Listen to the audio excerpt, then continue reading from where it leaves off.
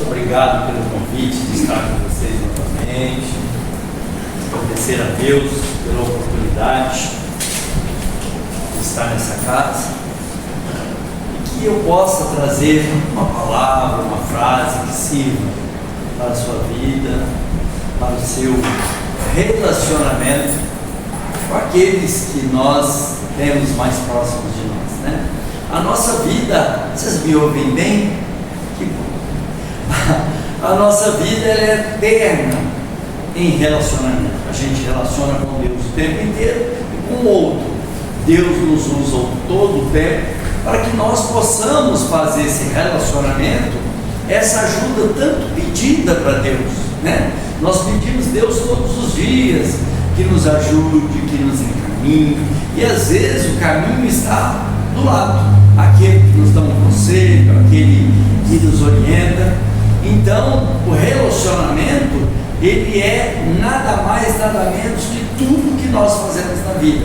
Óbvio que a gente sempre leva o relacionamento na parte que é do íntimo, né? No nosso casamento, na nossa vida a dois, porque ela é muito mais difícil, muito mais complexa, né? Nós viemos de famílias diferentes, e aí junto a gente tem muitos atritos, e às vezes a pessoa fala: poxa, mas namorou 15 anos para casar, parece que um ano não deu certo, né? Então isso acontece. Por quê? Porque o relacionamento de solteiro, de namorado é uma coisa. A mesma coisa quando a gente casa. Isso não tem nada a ver com a minha palestra, tá? Mas às vezes a gente casa e vive em casa separada. Eu estudei inglês com uma pessoa que vivia em casa separada. Eu falei: isso não é provas que você está tendo. O que eu digo, vocês têm um problema, cada um vai para a sua casa. E não é assim. Para você ter esse relacionamento e poder ajustar os problemas, é estar na mesma cama. Por isso não se deve, em momento algum, ficar de mal, porque o travesseiro não é bom conselheiro, né? E você sair da sua cama. Por quê? Se você sair, parece que você está distanciando do problema, está distanciando daquilo que foi a causa, e você não está tentando refazer esses laços. Então é importante que a gente tenha isso conosco.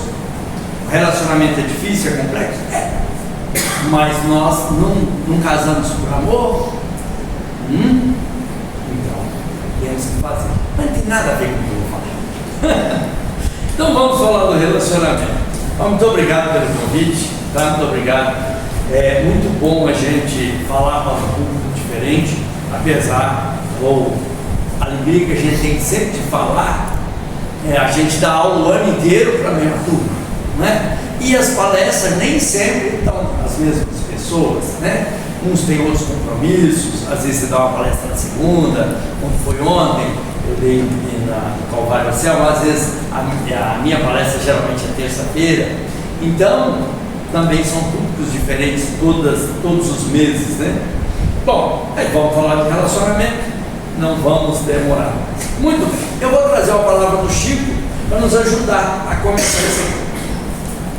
Ele nos diz uma palavra muito importante, uma frase, uma estrofe. Ele diz assim: existem pessoas que se sentem ofendidas, magoadas. Eu vou falar um pouco mais alto, porque eu estou esquecendo que eu estou sem microfone. Magoadas por qualquer coisa, a mais leve contrariedade se sentem humilhadas. Ora, nós não viemos a este mundo para banhar em águas de rosas. Somos espíritos altamente endividados. Dentro de nós o passado ainda fala muito alto. Não podemos ser tão suscetíveis assim. Então o Chico está nos dando uma leitura de que nós temos problemas, que não vamos viver maravilhosamente com aquele ser que nós escolhemos, ou com a nossa família, ou com os amigos, ou no nosso trabalho, porque o nosso relacionamento se dá em todos os lugares, né? O outro é aquele que me ajuda a desenvolver. Você disse muito bem, na sua oração de hoje.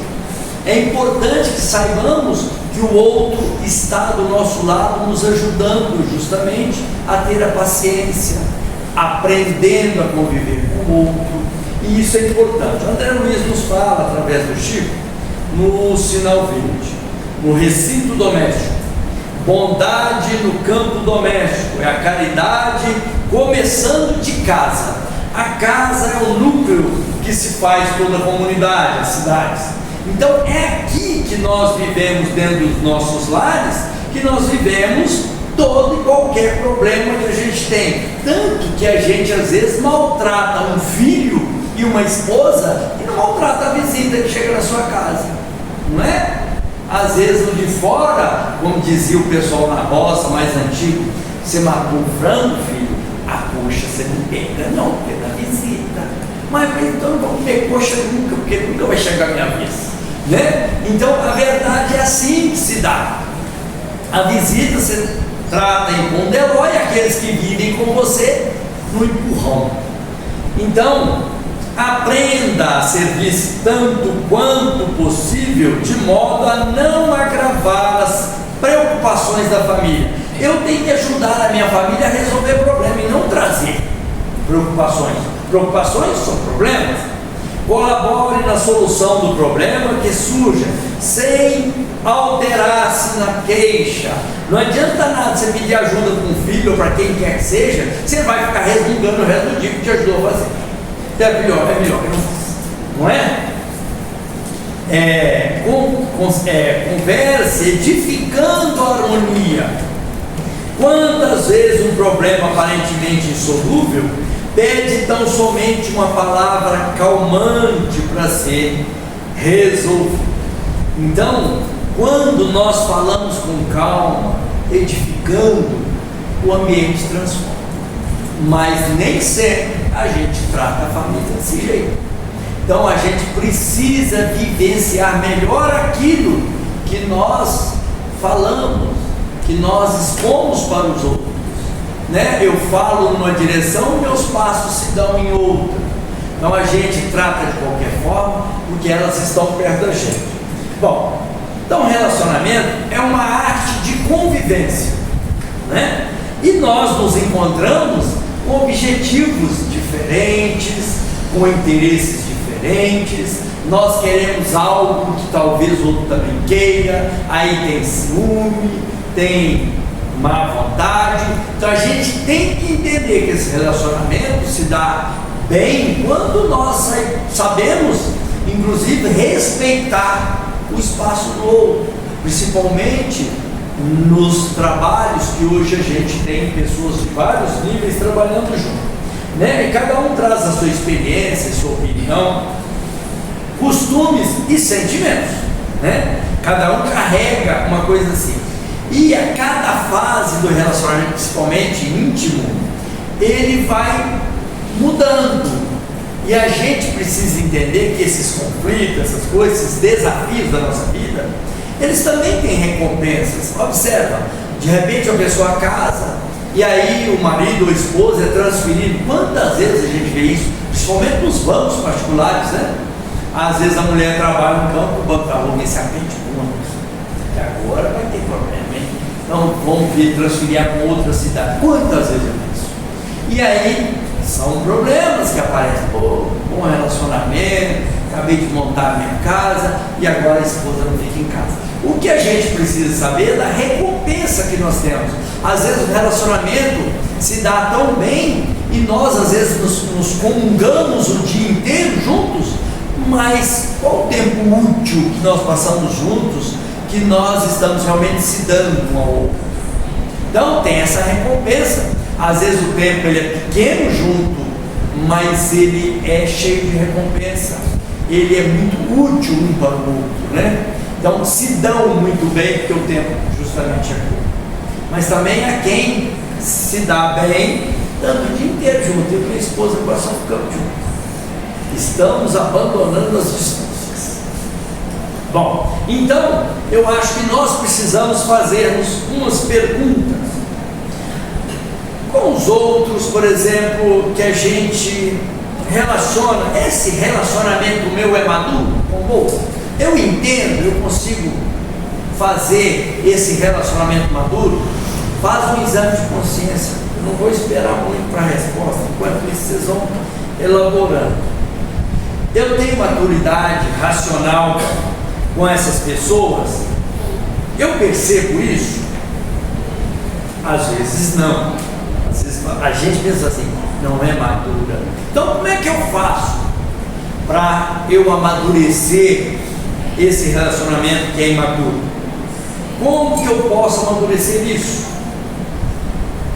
Às vezes a gente acha que os relacionamentos, eles teriam que ser relacionamentos totalmente maduros, que a gente gostaria de ser totalmente racional, mas não, a gente engana, porque no meio de tudo isso tem a emoção, e isso transforma tudo que aquilo que você pensa, assim, vai ser certinho, vou fazer coisa por coisa direitinho, não consegue, porque entra a emoção, entra aquilo que você recebe do outro, e isso não, a gente não consegue fazer tudo racional. Então a gente gostaria que fosse 100% racional, que você doasse e recebesse na mesma proporção, e não é assim que funciona, infelizmente. As emoções estão nos rondando, nos permeando, e a gente não consegue, estamos encharcados por ela. Às vezes a gente fala assim, não, mas aconteceu uma coisa absurda entre essa pessoa e essa, como que eles continuam juntos? Meu Deus, como pode isso? É porque as emoções fizeram as mudanças, os comportamentos e as opiniões mudaram. Eu chego decidido a fazer algo, chego lá em casa, a mulher está toda melosa, me esperando, tudo que eu pensei em falar, caiu por terra, não consigo mais. As emoções permearam o meu caminho e eu mudei de opinião. Isso é muito bom, porque a gente não casa para viver a vida inteira, para ter netos, não é? Então, é para durar. Então é preciso aprender para equilibrar essas emoções, relacionando com as pessoas. Nós precisamos de uma balança para equilibrar, para seguir adiante, para caminhar em frente. Como eu sei que a pessoa que eu relaciono é madura e equilibrada? Como eu fico seguro nessa relação? Como se dá isso? Quando eu vejo coerência, o balanceamento entre o sentimento e as emoções são equilibradas. Parece que vai bem. Será que é só isso?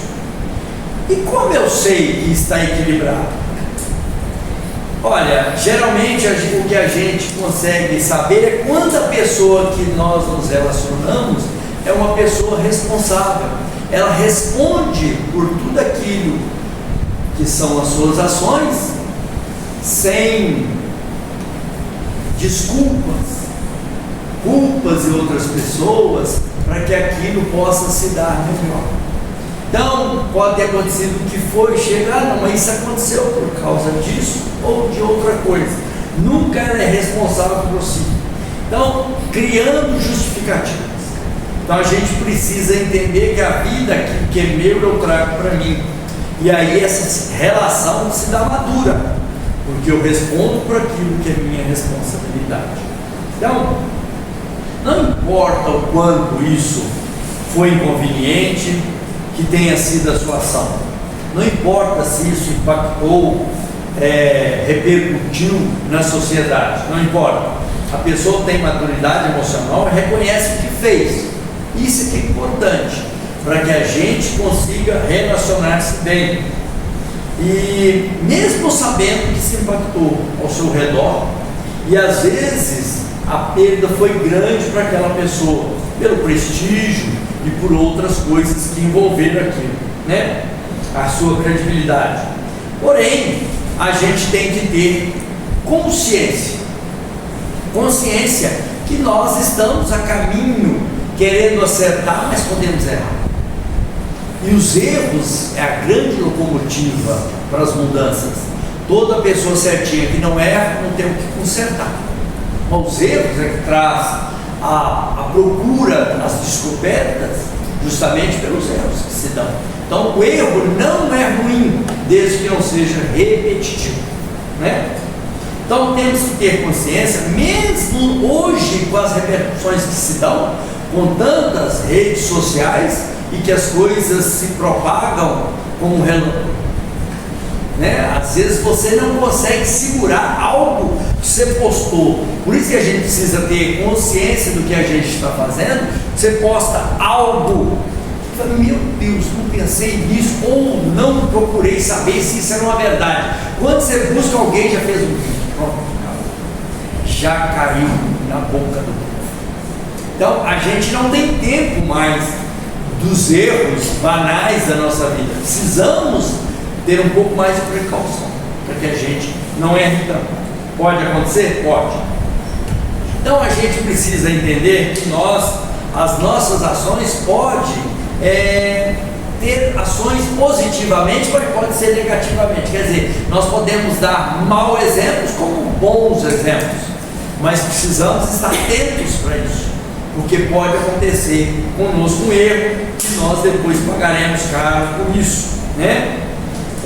A gente tem que entender que a gente pode fazer coisas erradas e que isso pode nos levar a consequências que talvez a gente não consiga depois abarcar na vida hoje.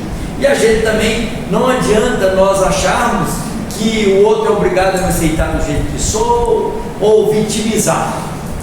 Não resolve, porque todo mundo sabe, né?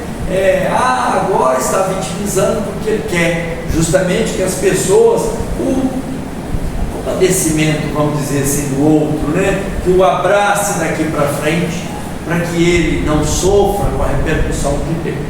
Então, Emmanuel nos diz assim, através do Chico, no livro Fonte Viva: se soubéssemos, ele está comentando as palavras do Cristo no seu momento derradeiro, que traz Lucas no capítulo 23, no versículo 34.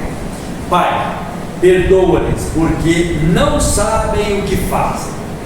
Bom, Emmanuel diz assim: se o homicida conhecesse a extensão, o tributo de dor que a vida lhe cobrará no reajuste do seu destino, preferiria não ter braços para desferir a qualquer golpe. Então, nós precisamos pensar, porque muitos de nós, na hora das nossas ações, ou na hora que nós queremos algo para nós, com a ambição, às vezes você comete um erro imperdoável, e depois você pagará caro por ele. É muito bonitinho contar vantagem, ser espertinho num bom negócio, mas um bom negócio é sempre feito quando é bom para os outros, né?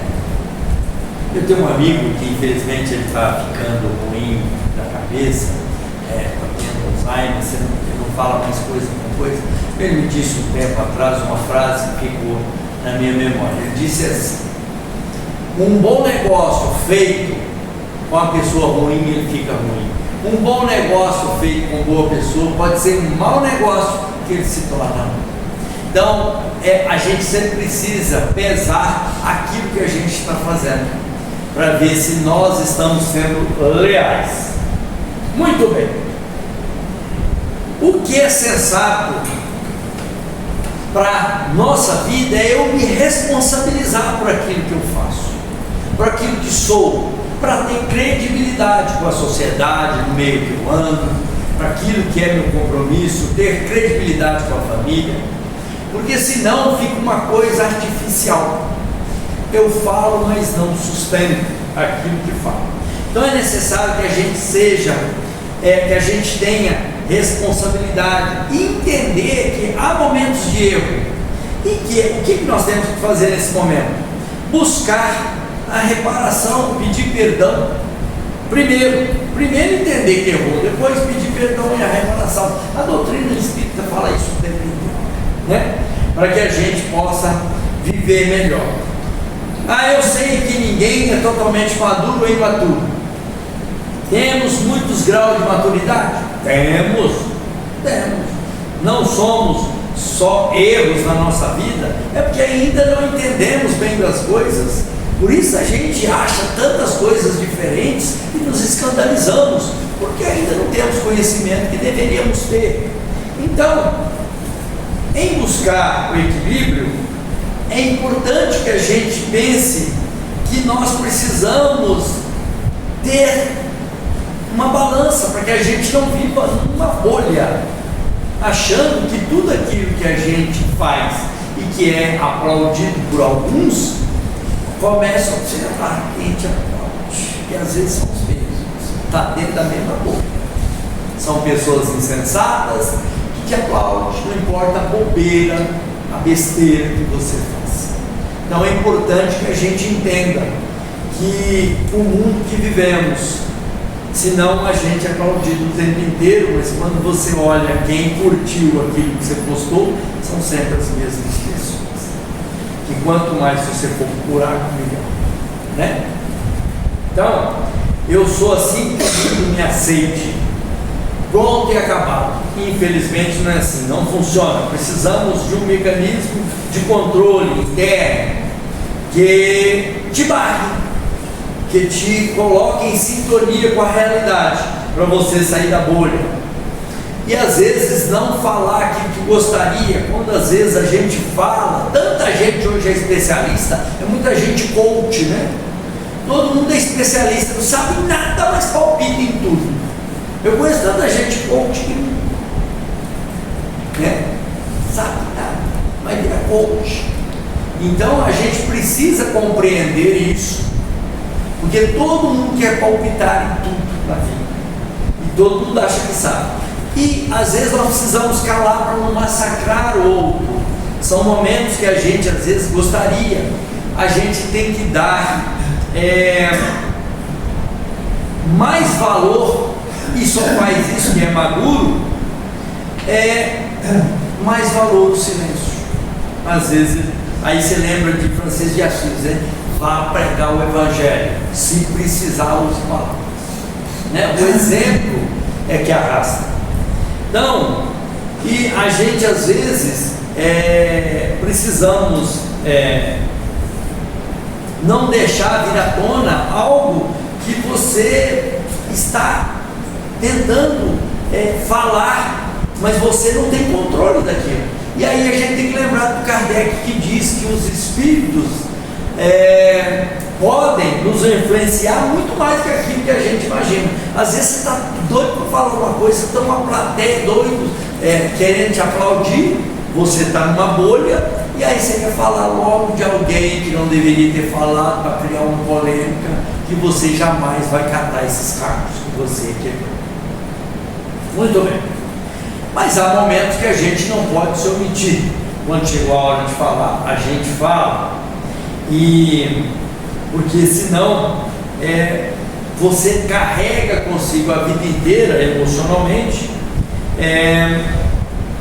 achando que você não tem direito de fala em lugar nenhum. E tem gente que fala assim: eu nunca tive direito de fala na minha casa. Em casa os pais falavam, os filhos não. E tem esposas ou esposos também que dizem isso muito, que às vezes ele sempre foi humilde, nunca teve vontade de falar em público, e que casando, o cônjuge justamente tomou essa missão dele, que acha que às vezes a gente acha que está ajudando, né? O próximo, você não fala quase nada, tudo que pergunta eu respondo, e a outra pessoa não fala mais. Então, e às vezes quando a pessoa fala, ainda é ignorado. Então isso é um diagnóstico de imaturidade. Você não teve ainda, não está tendo, não conseguiu ter até hoje uma posição de fala, de colocar aqui o seu sentimento, e é uma falta muito difícil para aquele que não tem palavra. Às vezes a gente ficar calado, porque falar ter a disponibilidade para falar, é uma potência do ser. É tão bom quando você consegue dizer aquilo que você sente, colocar para fora. Você tira do peito aquilo que está te magoando, que está te prendendo, às vezes no passado. Difícil. O maior dos atendimentos que são feitos são isso. São pessoas que não conseguem colocar para fora aquilo que estão sentindo. Isso faz parte dos relacionamentos das pessoas viverem melhor, ter a sua alma leve. Então é necessário que a gente precisa fazer, a gente reconhece que as pessoas que não têm essa facilidade, têm dificuldade, é difícil desenvolver essa potencialidade, mas é necessário que o faça, e urgente. Você terá que fazer e fazê-lo agora, porque é o momento que você está preso em si, você está passando por uma dificuldade enorme e não consegue fazer com que aquilo saia de si e te alivia. E é necessário que a gente o faça. Então, é óbvio que quem não tem essa facilidade terá muito mais trabalho para desenvolver, mas terá que fazer, tá? Porque isso talvez ditará o futuro do seu casamento, do seu emprego, do seu relacionamento e amizade, inclusive, que às vezes a gente não leva isso em consideração. Vou falar para o fulano, mas ele só responde o que eu falo. Ele não sai com nenhum assunto, porque é uma pessoa que está presa em si mesma, né? Houve uma pesquisa em vários países que 87% dos empregos perdidos no mundo não é por falta de capacidade técnica. A pessoa sabia fazer as tarefas, mas não tinha condição de relacionar, não se relacionava bem com o outro no seu emprego. E a gente vê muito isso. Hoje tem, assim, muitas doenças relacionadas novas, que as pessoas falam, tem isso, tem aquilo, e por isso a pessoa não relaciona, mas muitas delas, porque tudo isso também é muito modismo, né? Muitas são pessoas tímidas somente. Então é necessário que a gente entenda. E nós vivemos hoje uma epidemia de funcionários, gente. Às vezes as pessoas não levam em consideração, mas nós temos 3 gerações trabalhando junto hoje, né? As gerações não se dão mais com aquela quantidade de anos como se daria no passado. Hoje a geração de uma para outra é 10 anos. Então você tem na mesma empresa 3 gerações, 4 gerações trabalhando juntos. Primeiro que os mais velhos não querem responder para um cargo de alta categoria para pessoa nova. Acha que aquilo é um absurdo.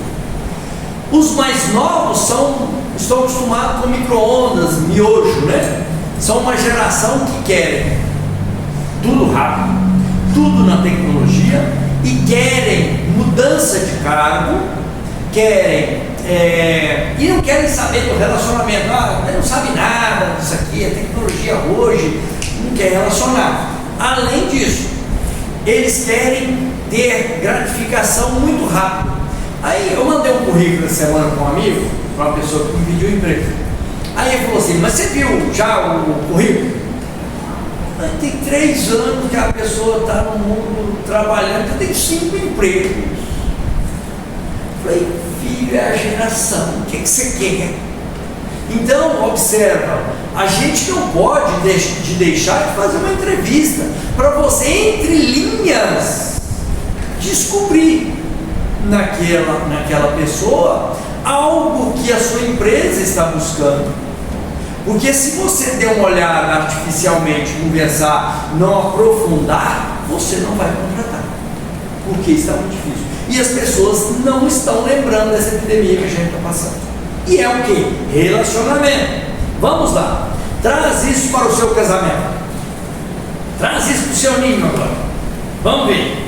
O fim da maioria dos casamentos vem da incapacidade de relacionar, diálogo, trabalhar as emoções, que são complexas, né? Eu gosto muito do pastor Cláudio. Ele fala uma coisa muito interessante quando ele fala assim, que são fios desencapados encostando no outro.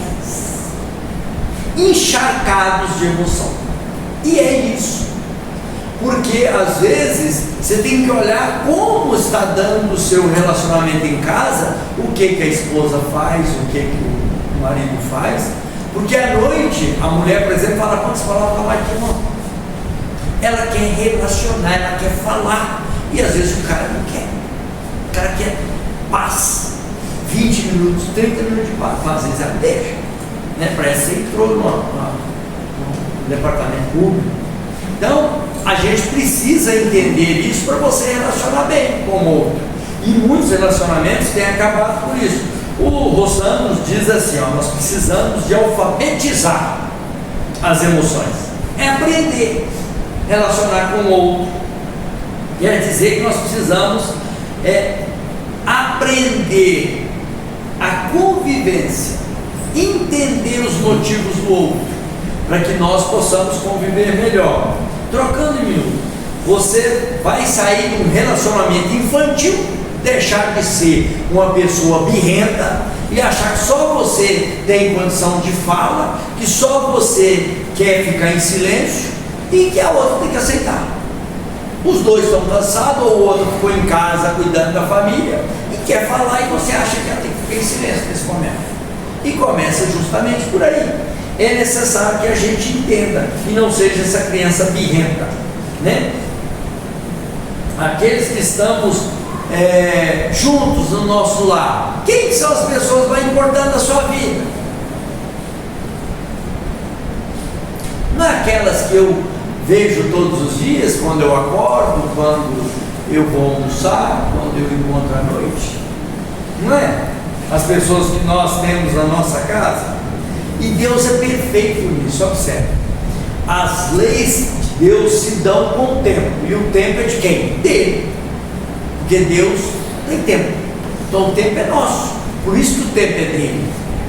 Porque nós precisamos entender que no nosso lar foi colocado as pessoas que talvez foram os nossos grandes inimigos e estão lá. Você chegar hoje e falar para mim, não, eu fiz uma regressão, a sua filha te matou há 200 anos. Pô, mas o que adianta hoje? Hoje eu amo, ela é minha filha, carreguei no colo até. Isso era birrenta, agarrada no pescoço o tempo inteiro. Então observa, isso passou. Então são as leis de Deus funcionando para o relacionamento, para a comunidade, para a vida, que é trazer para o meu lar, trazendo esquecimento, para me conviver com a pessoa que foi meu grande conflito na outra vida.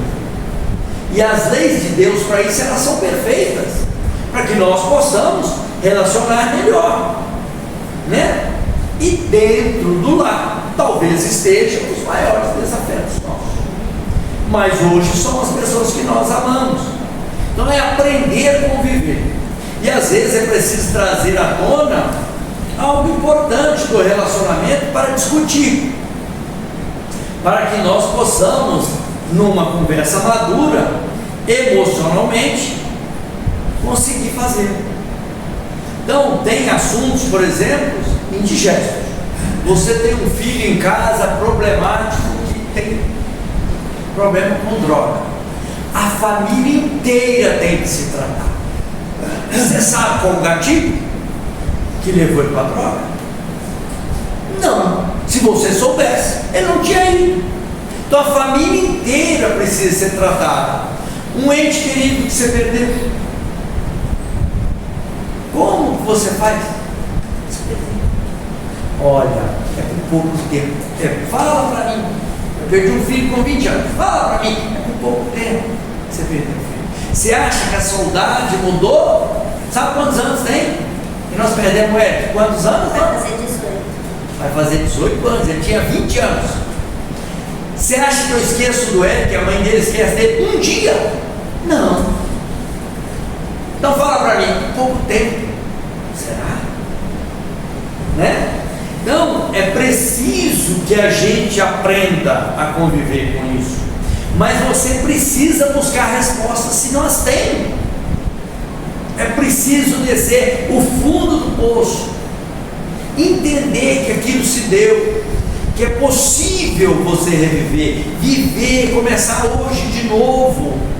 Porque os filhos da gente, vocês sabem onde vocês devem ter.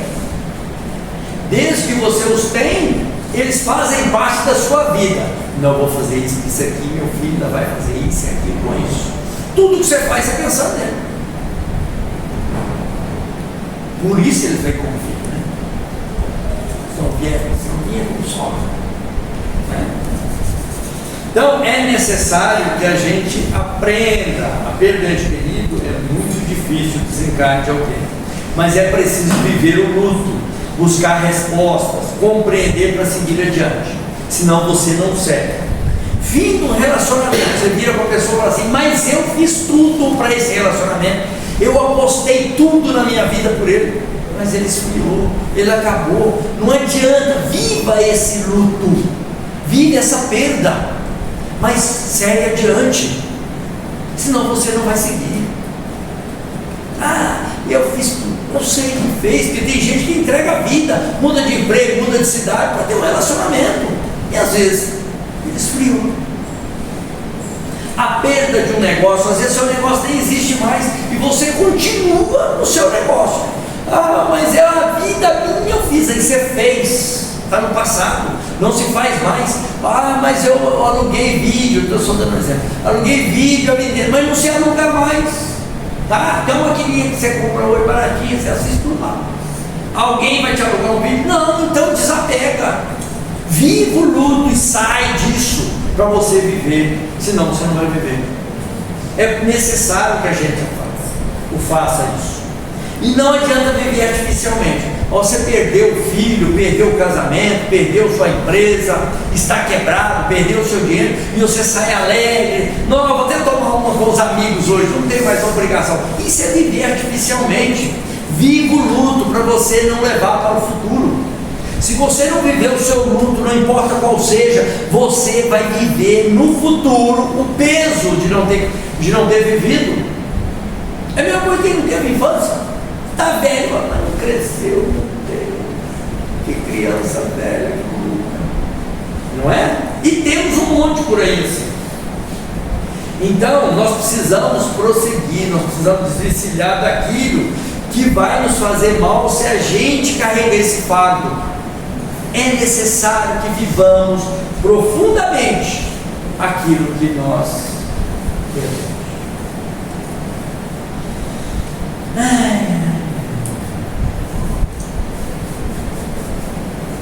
E só acontece isso quando a gente deixa essas coisas fazer parte da nossa vida.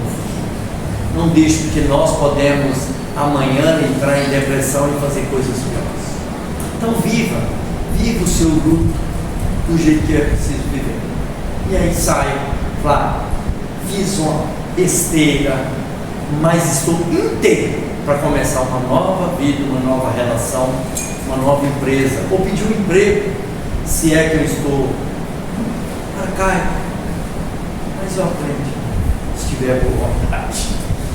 Então, eu tenho que assumir a minha cota de responsabilidade. Às vezes eu perdi o casamento porque eu fiquei na inércia, porque tudo também nós temos culpa. Um casamento não acaba de uma hora para outra. Se minha mãe vier amanhã para mim que vai me largar, saiba que não é hoje que ela está me largando. Aí vem, é pingo d'água, vai enchendo o copo, chegou a hora em torna, não dá mais. Então é isso, nada acaba de um dia para o outro. A empresa não quebra de um dia para o outro, o casamento não acaba de um dia para o outro, nada é de um dia para o outro. Tudo tem a maturação. Quantas vezes um filho chega em casa e você não percebe que ele está com problema? Quantas vezes? Depois você não sabe por que as coisas não estão indo bem, porque você não observou. Está no detalhe, está entre linhas. Observe, olhe com os olhos. E nós temos que sair da acusação, porque eu fui culpado. Não carregue a culpa. Por isso precisamos viver o erro ou o que aconteceu, porque senão eu carrego a culpa e o meu caminho é depressão. Não tem, tá? Agora, você vai pedir para uma pessoa imatura viver isso? Não, porque ele vai colocar-se em xeque. Então você precisa ter maturidade para isso, senão você não vai viver, tá? Aquela pessoa imatura, ela precisa de alguém que bajula. Nossa, é linda, maravilhosa, adoro estar com você. Todo mundo queria estar com você. É um lugar de culto. Sabe que as pessoas precisam de um lugar de culto? Você precisa falar bem dela o tempo inteiro para ela estar bem. Porque é imaturidade. Você tem que cair na real. Viver a vida que você tem de verdade. Não viva artificialmente. Ser autênticos, práticos, trazer para o seu colo aquilo que te pertence. André Luiz fala com a gente no livro Sinal Verde também, em torno da felicidade. A felicidade pode exibir-se, ser alegre, maravilhoso, exibir-se, passear, falar e comunicar-se na vida externa. Isso é viver artificialmente. Ser alegre, estou cheio de problemas, que beleza. Mas reside com o endereço exato na consciência tranquila. Se você não tiver, você não vive. A consciência tem que saber o que eu estou fazendo o tempo inteiro. É isso quando a gente assume a responsabilidade e você aspira a ser feliz e traz ainda consigo determinados complexos de culpa.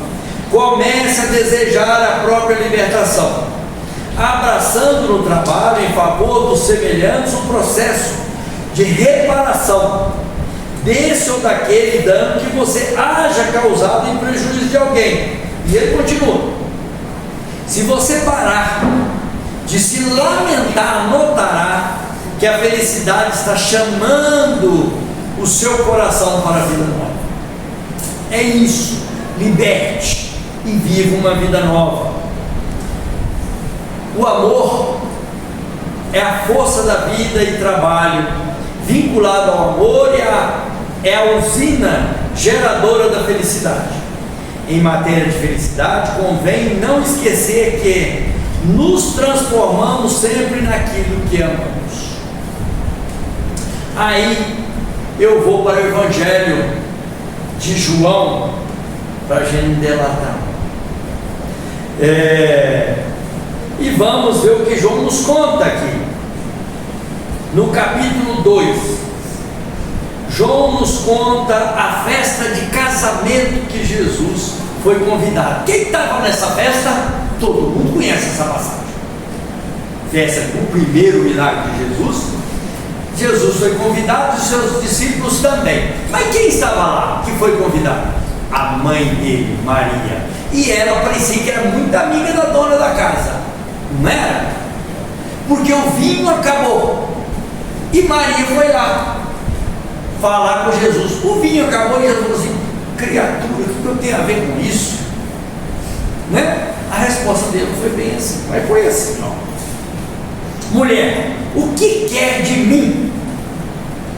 O vinho acabou, eu só sou convidado. E sabia que não era a hora dele. Ele não disse nessa mesma passagem que não tinha chegado a hora? Maria quis saber. Ela tomou para ela a condição e falou: ó, vem cá, mestre da casa, vem aqui, ó, esse é meu filho, vai lá, tudo que ele pediu você fez. Jesus ficou como em silêncio. Ele não abriu a boca. Pode procurar e fazer tudo o que ele disser. Foi isso que Maria falou. Eles foram, Jesus olhou e não disse nada.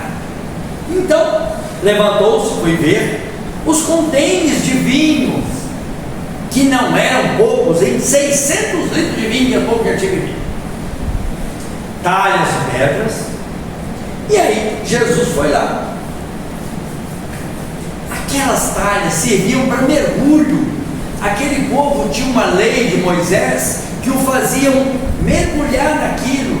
Cada talha cabia 100 litros d'água. Eles se purificavam ali.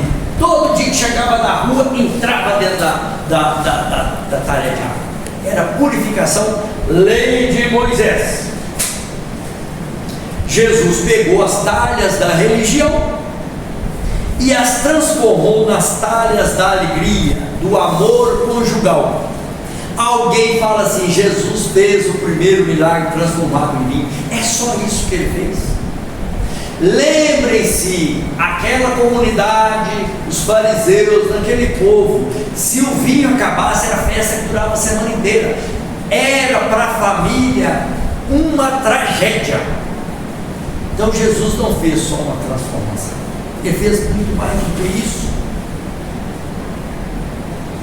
Ele fez da alegria continuidade, o casamento, da renovação de Eros. Que maravilha!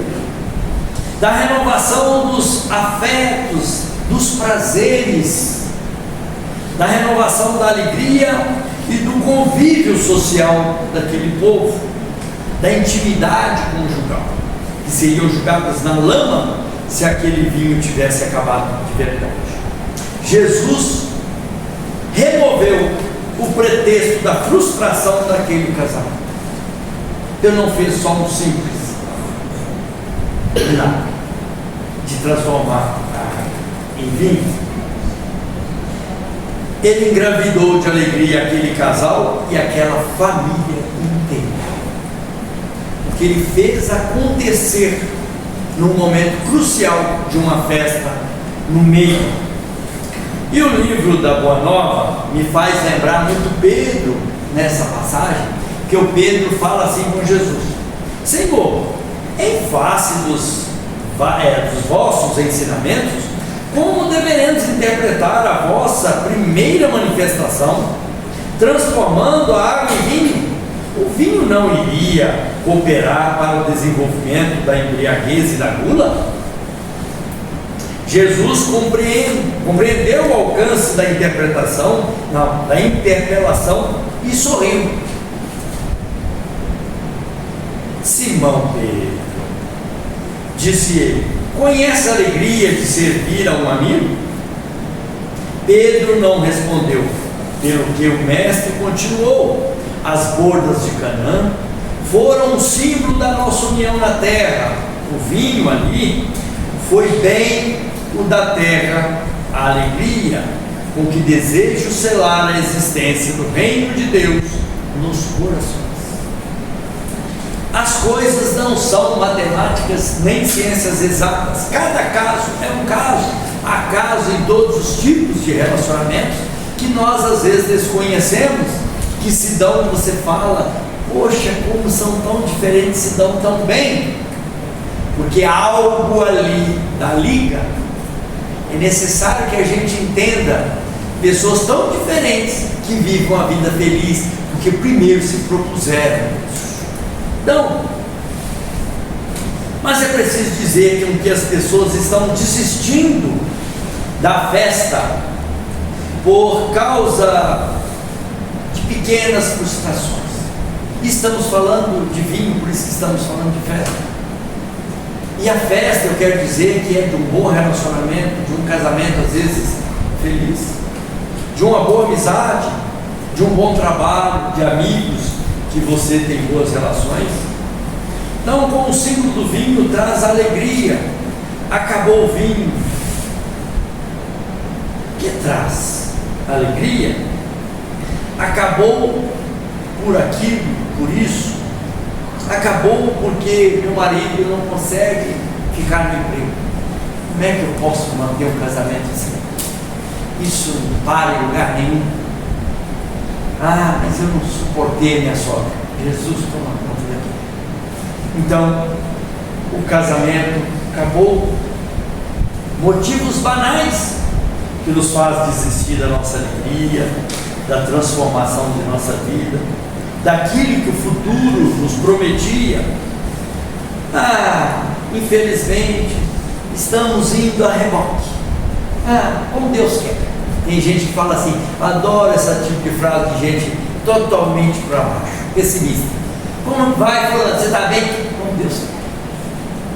Parece que Deus é responsável por tudo, ou por todas as suas escolhas. Não é. Então, se você olhar, ambos que separaram, que estão em pé de separação, você vai ver que potencialidade tem os dois para serem felizes e não são, né? E por quê? Por picuinhas, frustrações, pequenas frustrações.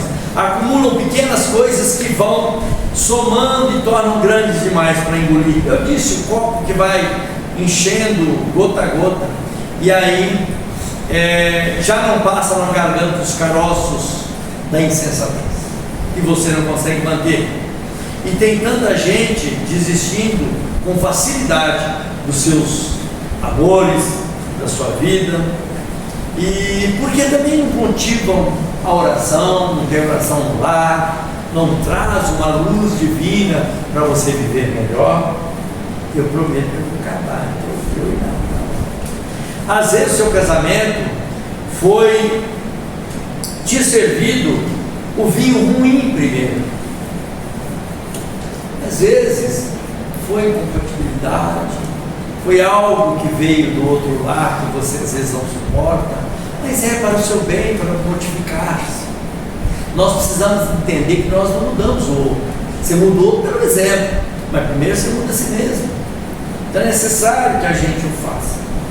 Mas tenha paciência, como a água tem os contornos que faz pela vida. E eu faço uma pergunta para você que está desistindo, para você que não está suportando, está indo como Deus quer.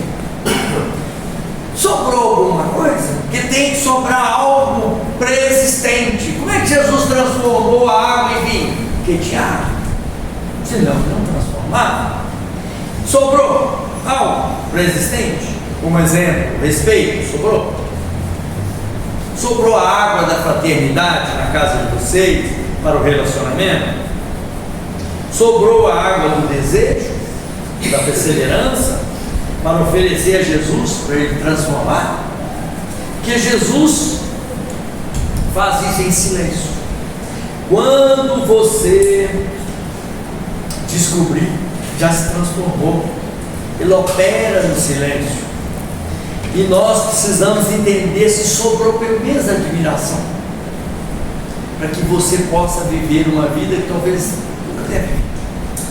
E aí, como o mestre Sala disse ao dono da festa, todos costumam dar o primeiro vinho bom e depois que estão embriagados colocam o vinho ruim. Vocês colocaram o melhor vinho para depois, para o final da festa. Isso, de um modo geral, também acontece com os casamentos, né? Tudo começa lindo, maravilhoso, cheio de poesias, delicadezas, né? Todo mundo feliz, apelidos carinhosos, bichinhos de fofura. Depois esses animaizinhos vão crescendo. No princípio era tudo gatinho, lindo, fofinho, né? Depois isso vai crescendo, estão embriagados de amargor, aí começa sua vaca, seu jumento, isso vai crescendo e ninguém mais. Então é necessário que a gente entenda que é preciso que você deixe o vinho melhor para depois, com a experiência da vida, para que você possa curtir melhor aquilo que talvez você não esperou para acontecer na sua vida. Que busquemos Jesus para salvar a nossa festa. Tanto precisamos para que a festa continue. Busquemos Jesus para o nosso lar, sejam de bênçãos, de graças, de amor, de paz, para que possamos viver cada dia melhor. Que Jesus possa abençoá-los nos seus relacionamentos, na sua vida, nos seus lares, que a vida se torne cada dia mais alegre, com a festa para sempre, que é o que nós buscamos. Quando nós nos entregamos ao outro, nós entregamos os nossos sonhos, as nossas vontades, tudo que nós queremos para viver feliz. Então busque algo que esteja faltando. Mude-se para que você possa mudar o outro.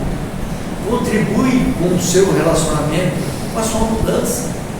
Às vezes a gente critica no outro aquilo que o defeito maior em si. Então que nós possamos ter uma leitura que o relacionamento não é feito por um só. Ele é feito por todos que convivem juntos, que possam dar um pouco mais de si, para que esse relacionamento se torne a verdadeira alegria do nosso lar. uma transformação com um belo vinho no final.